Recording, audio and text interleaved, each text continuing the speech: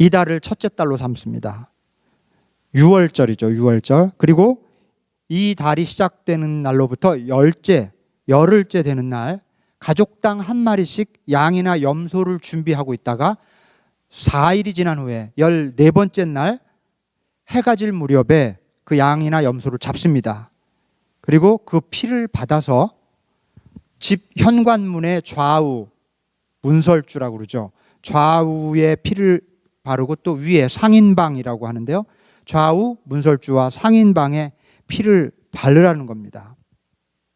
그리고 그날 밤에 그 잡은 양이나 염소를 불에 구워서 고기를 먹는데 딱딱한 빵과 쓴 나물과 함께 먹으라고 그렇게 지시합니다. 그리고 어느 것도 다음날 아침까지 남겨둬서는 안 된다고 그랬어요. 그리고 먹을 때는 허리에 띠를 띠고 또 발에 신을 신고 손에 지팡이를 들고 서둘러서 먹으래요. 그리고 이렇게 덧붙입니다. 반드시 그렇게 해야 한다. 자, 이거는 지금 하나님이 이스라엘 백성들에게 요구하신 것만 그 뼈대만 요약한 겁니다. 더 자세히 읽어보면요, 잘 이해가 안 가요. 어떻게 이렇게까지 지시하실까?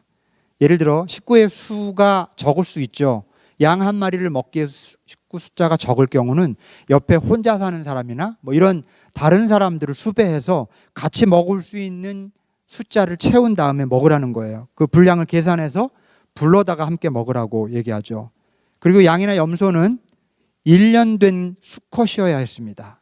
1년 된 수컷. 그리고 양을 잡을 때는 그냥 자기들만 잡는 게 아니라 온 회중이 모여 있을 때 잡아야 돼요.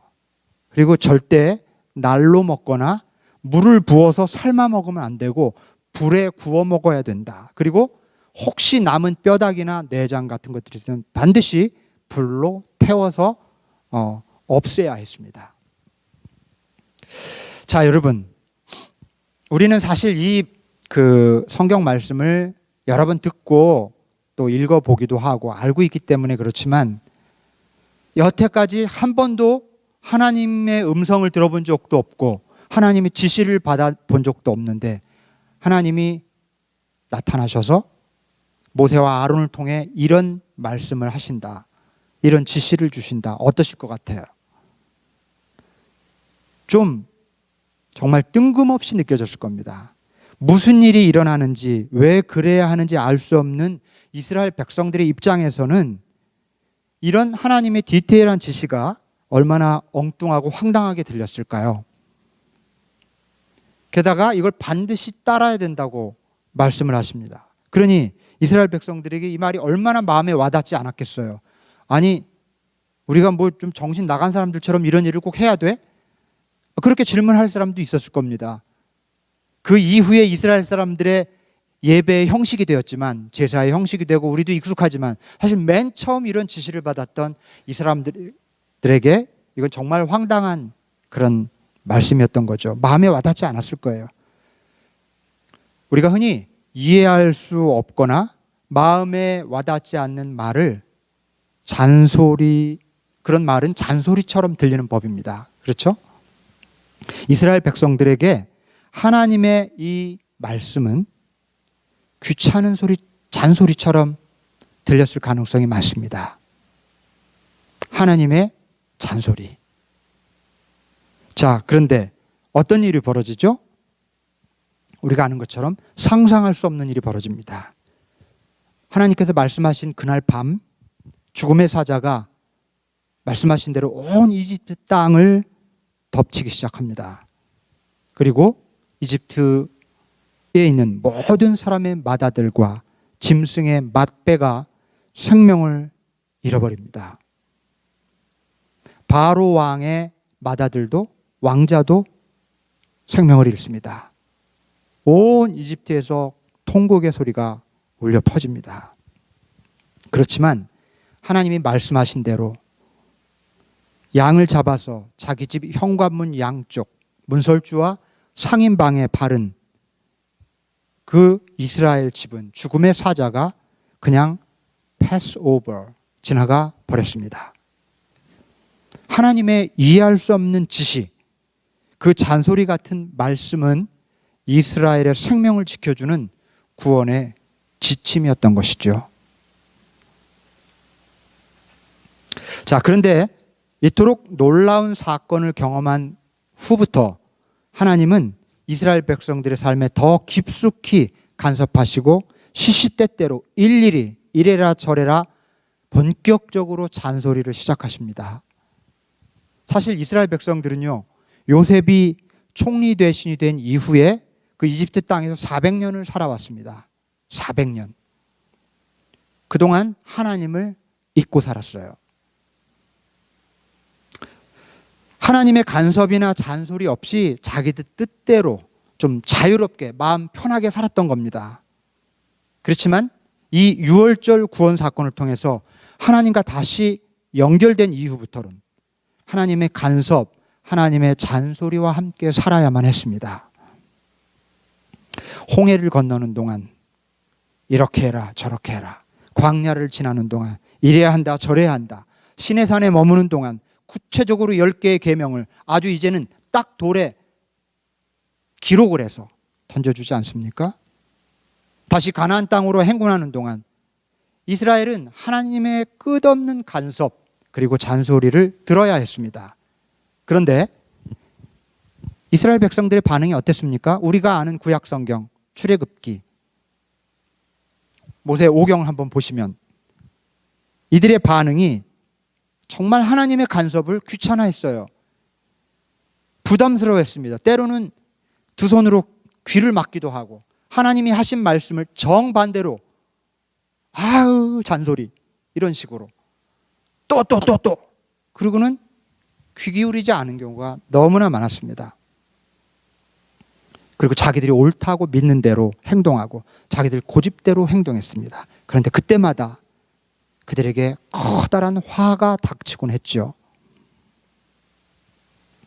오늘 제가 하나님의 말씀을, 하나님의 지시와 명령을 잔소리라고 표현한 이유는 이스라엘 백성들이 하나님의 말씀을 정말 듣기 싫은 그런 잔소리처럼 여겼기 때문이고, 또 오늘 우리들 역시 하나님의 말씀을 그렇게 대하는 경향이 있기 때문에 의도적으로 조금 격화시켜서 하나님의 말씀을 잔소리라고 표현한 겁니다.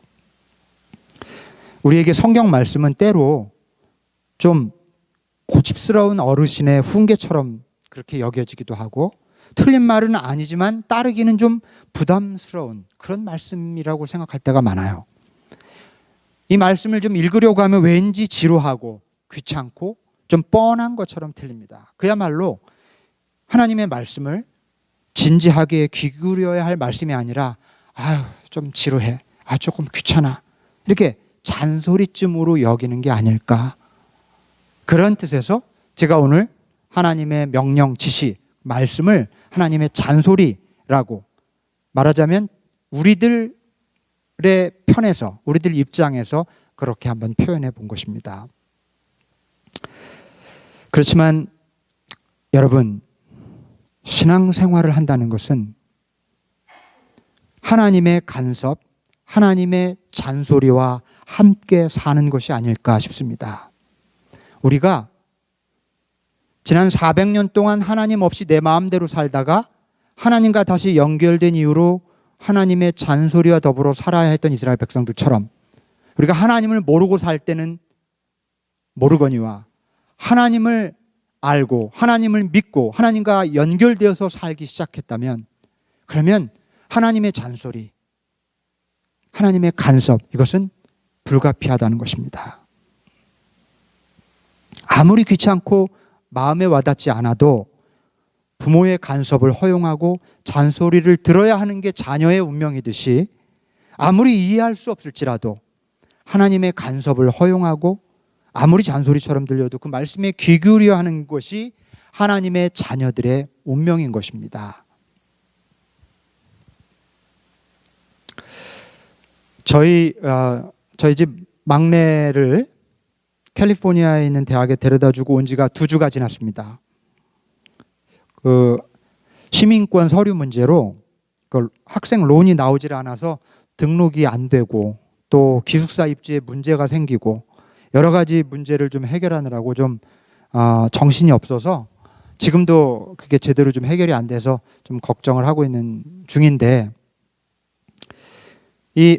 이런 와중에 막내딸을 떨어뜨려 놓고 오니까 이게 실감이 잘 안 나요.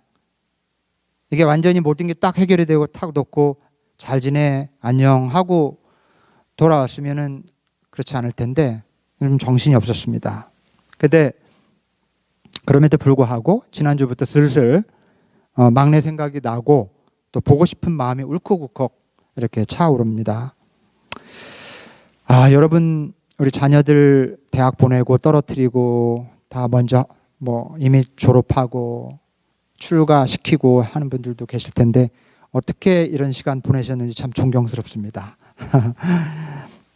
엊그제는요, 막내 생각을 하다가 그 지난 한 해 동안 힘겨웠던 일들이 좀 떠올랐습니다.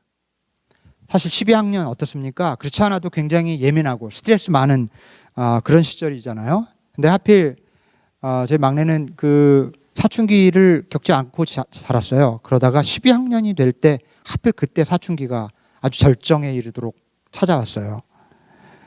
참 사실 어려운 시간을 보냈습니다. 아이도 굉장히 스트러글했고 저희도 그랬고요.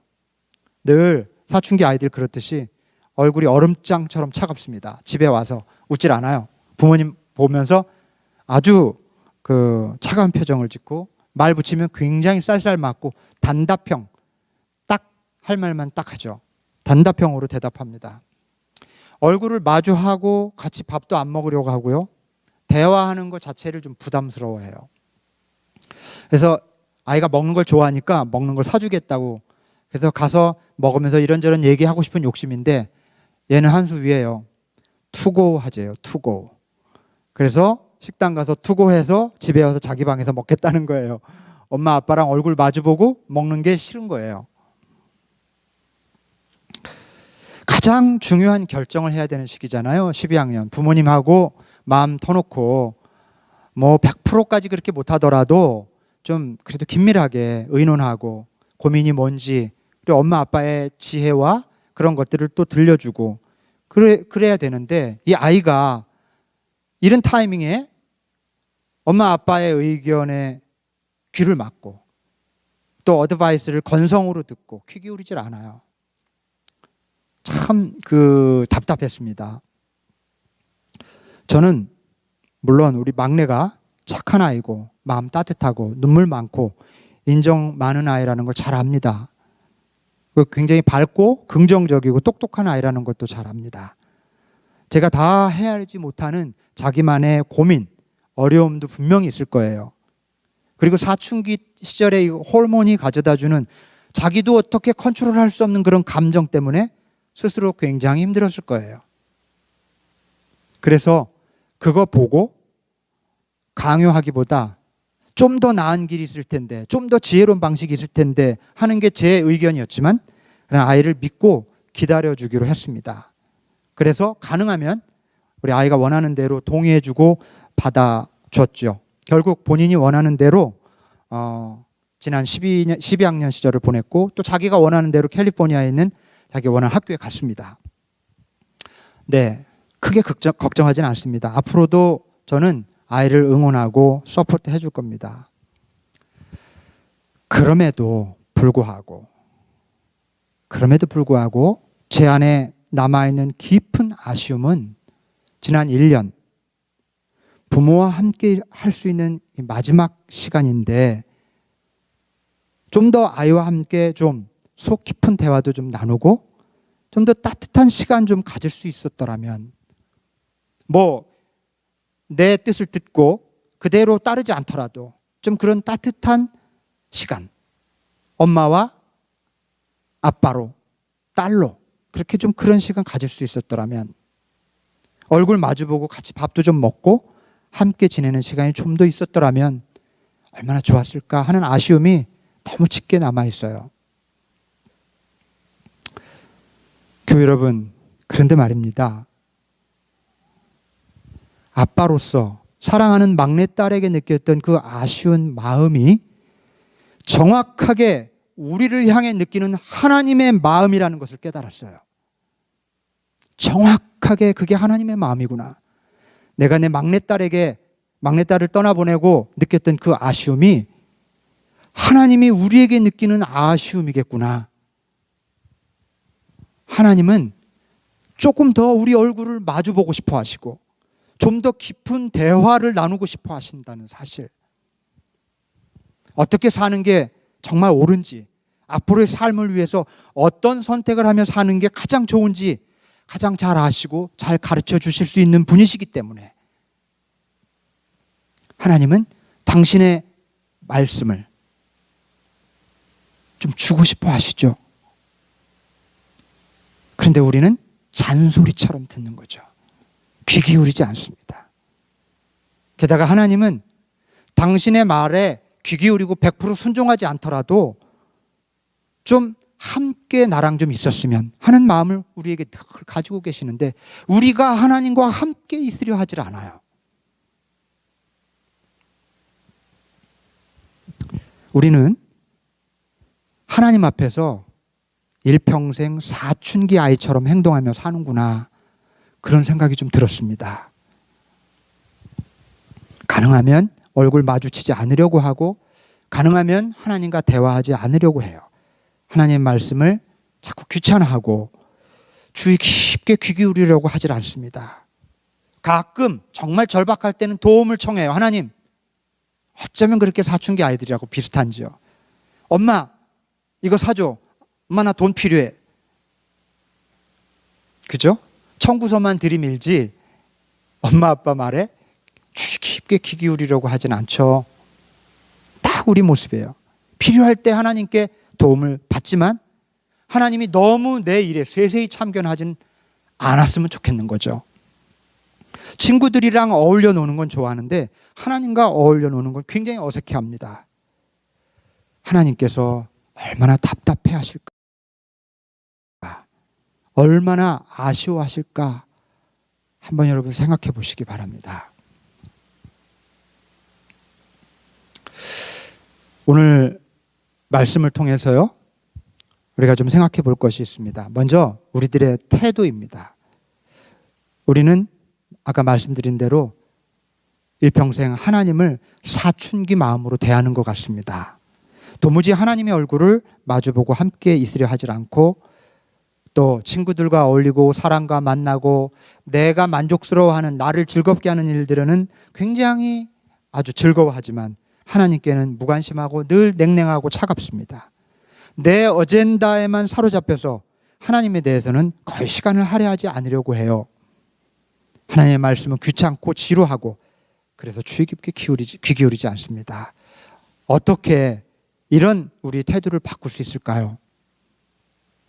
하나님의 마음을 헤아리고 그 마음을 좀 깨달을 필요가 있습니다.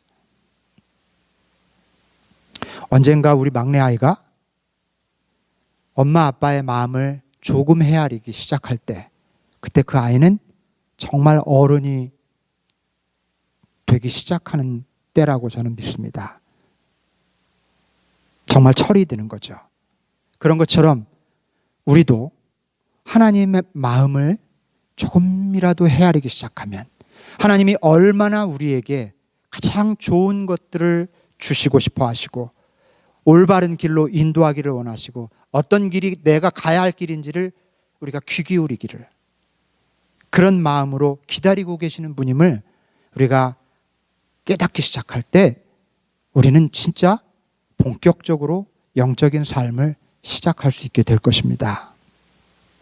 출애굽 백성들은 하나님의 말씀을 그저 따라야 할 지시, 명령으로 생각했을 뿐 하나님이 말씀하시는 의도, 하나님의 사랑 깊은 마음을 잘 헤아려 보질 않았어요.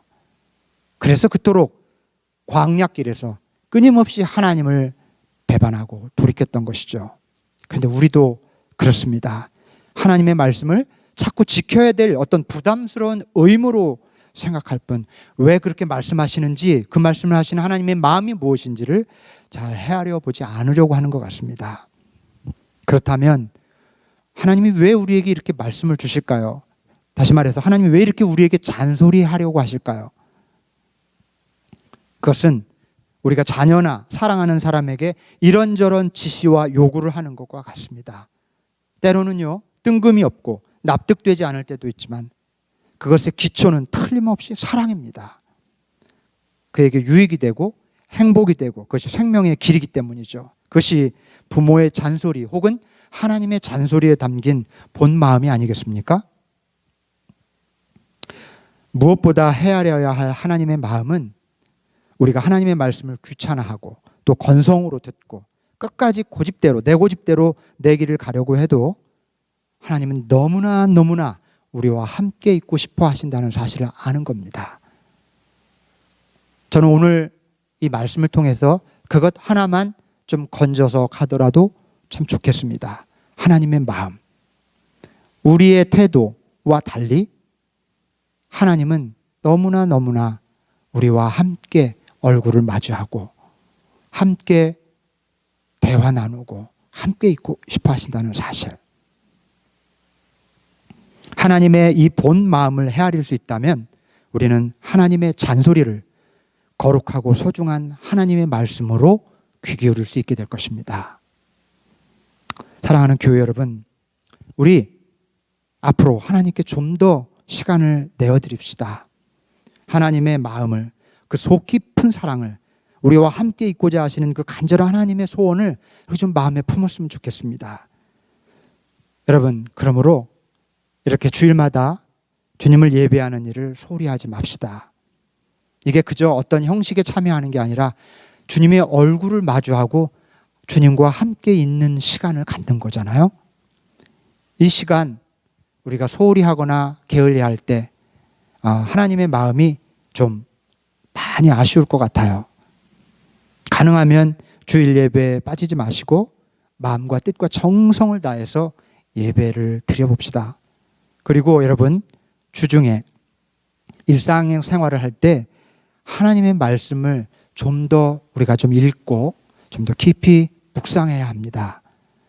거기에 정말 우리가 걸어가야 할 길이 있고 정말 지혜가 있습니다. 생명의 길이 있어요.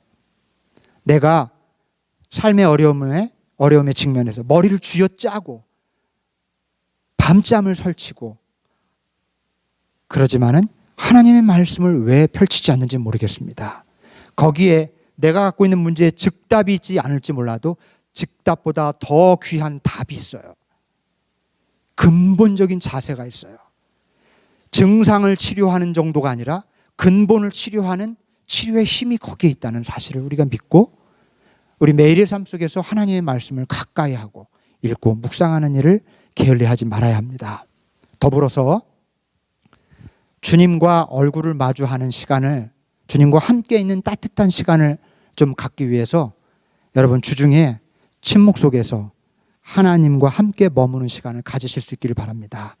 제가 늘 우리 교우들에게 강조하고 영성훈련을 통해서 훈련하는 그런 부분인데, 우리가 소리를 내서 기도하는 기도의 부분과 더불어서 그 훨씬 더 깊은 뿌리가 되는 기도의 방식이 침묵 속에서 하나님을 바라보고 하나님을 의식하며 가만히 있는 거예요. 말로 기도할 때는 여전히 내 자아가 드라이브 해가는 시간이에요. 내가 내 어젠다를 가지고 주님 앞에 나오기 때문에 여기에 하나님이 들어올 공백이 조금 적습니다. 물론 그거 들으시지만, 그러나 완전히 침묵 속에서 내 자아를 내려놓고 하나님이 내 영혼을 드라이브해 갈 수 있는 그런 하나님과의 만남의 시간, 5분이라도 할 수 있으면 10분, 15분 그렇게 깊은 침묵 속에서 하나님을 묵상하는 시간이 우리의 삶을 놀랍게 변화시킵니다. 이런 모든 일들이 그동안 잔소리처럼 외면하고 하나님과 함께 하기를 원치 않아 했던 우리가 마음을 돌려서 그분과 함께 시간을 갖고 얼굴을 마주보고 주님과 더불어 살아가는 길인 줄로 믿습니다. 이것은 우리의 의무가 아니라 자녀가 부모님께 드릴 수 있는 반응이며 하나님의 자녀인 우리를 가장 사랑하시는 아버지 하나님께 드릴 수 있는 당연하고도 복된 반응입니다. 하나님의 얼굴을 마주하고 하나님과 더불어 교제하며 살아가시기를 원하시는 사랑하는 교우 여러분께 주님의 은혜와 평화가 함께 하시기를 빕니다.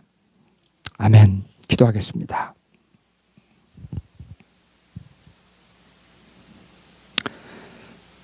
사랑이 많으신 하나님, 우리의 자녀들이 사춘기 때에 우리 부모들에게 보였던 그 반응들, 하나님, 그것이 바로 우리가 하나님께 대하는 자세임을 하나님 생각해보고 되돌아봅니다.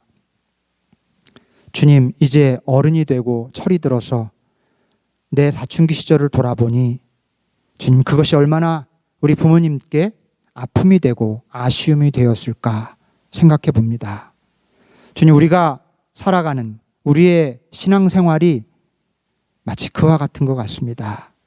이제 마음을 돌이켜서 우리와 함께 하기를 원하시는 주님께 하나님 돌아갑니다. 좀 더 주님의 말씀에 귀 기울이고 이제 더 이상 잔소리가 아니라 소중한 말씀으로 귀 기울이겠습니다. 하나님께 최선을 다해 예배할 뿐 아니라 우리 매일의 삶 속에서 주님의 말씀을 묵상하며 또 주님과 더불어 깊은 침묵 속에서 함께 따뜻한 시간을 보내는 그런 시간을 가질 때마다 성령께서 우리와 함께 하셔서 하나님과 깊은 교제를 하고 하나님과 더불어 살아갈 수 있는 주님의 복된 자녀들 다 될 수 있도록 인도하여 주시옵소서. 우리 주 예수 그리스도의 이름으로 간절히 기도하옵나이다. 아멘.